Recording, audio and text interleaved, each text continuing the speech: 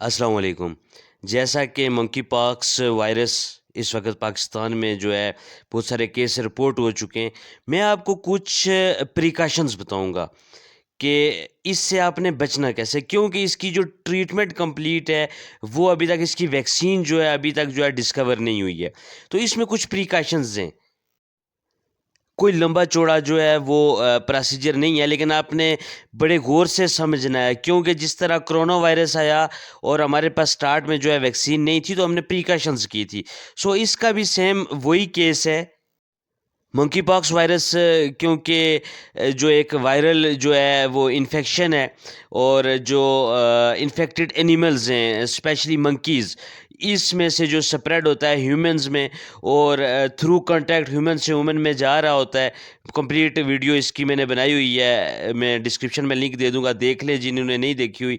تو آج صرف میں بات کروں پریکاشنز کی۔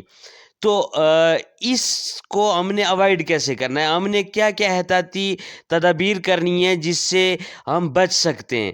تو پہلا جو کام ہے، آپ نے کیا کرنا ہے، اپنے آپ کو جو ہے، جو انفیکٹڈ اینیملز ہیں یا کوئی بھی، دیکھیں ہمارے پاس کوئی لیب تو ہے نہیں کہ ہم ڈائریکٹ ٹیسٹ کریں گے، لیکن جو آپ کو لگ رہا ہے کہ بیمار جانور ہے، آپ نے اس کے قریب نہیں جانا، اسپیشلی منکی، اور یہ دوسرے جانوروں میں بھی جو ہے وہ شفٹ ہو سکتا ہے۔ تو بیمار جانور کے پاس آپ نے نہیں جانا، پہلی کوشش آپ نے یہی کرنی ہے۔ دوسری جو پریکاشنز ہے کہ جب مال مویشیوں کے پاس آپ جائیں تو آپ کی جو پروٹیکٹیو جو آپ کا جو ڈریس ہونا چاہیے، گلوز ہونے چاہیے، اور کپڑے جو ہیں وہ فل کور ہونی چاہیے آپ کی باڈی، وہ پہن کے جا کے تو آپ جو ہے وہ مال مویشیوں کو جو انفیکٹڈ ہیں ان کو ہینڈل کریں۔ جب آپ مال مویشیوں کے پاس جاتے ہیں اور اس کے بعد جو ان کا فضلہ ہے اس کو صاف کر رہے ہیں، ان کا کوئی کام کر رہے ہیں یا ان کو گھاس ڈال رہے ہیں، تو آپ نے اس کے بعد اپنے ہاتھوں کو جو ہے وہ تھارولی دھونا ہے، اور صابن لگا کر، اگر آپ کی باڈی پر کوئی خدا نخواستہ کوئی زخم ہو گیا ہے، کوئی کٹ لگ گیا ہے، تو آپ نے واٹر پروف بینڈیج جو ہے اس کا استعمال کرنا ہے۔ واٹر پروف بینڈیج یوز کریں اس زخم پر، اور اس کے بعد جائیں آپ اینیملز کی طرف۔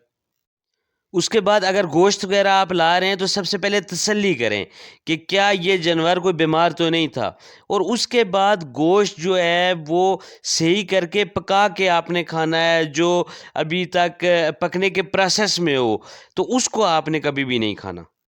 یہ تھی کچھ امپورٹنٹ پریکاشنز جو میں نے آپ کے ساتھ شیئر کی۔ ان پریکاشنز کو صدقہ جاریہ سمجھ کر اپنے پیاروں کے ساتھ، جن کی آپ کیئر کرتے ہیں، ان کے ساتھ ضرور شیئر کریں، کسی کا بھلا ہو جائے گا۔ تو